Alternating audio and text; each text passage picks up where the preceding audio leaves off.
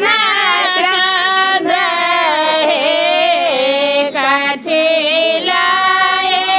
जन्म लेलो रामचन्द्र कथिलाय कृष्णचन्द्र हे ललना रे कथिलाय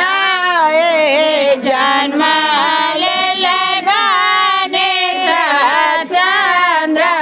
तीनों कुल बधाइया बाजे ललना रे कथिलाय जन्म लेलो गणेश चन्द्र तीनों कुल बधाइया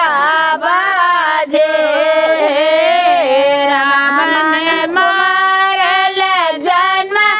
लेला रामचन्द्र कंस मारल कृष्णचन्द्र हे रावण मारल जन्म लेला रामचन्द्र कंस मारल कृष्णचन्द्र रे ललना रे बुद्धि लाए जन्म लेलो गणेश चन्द्र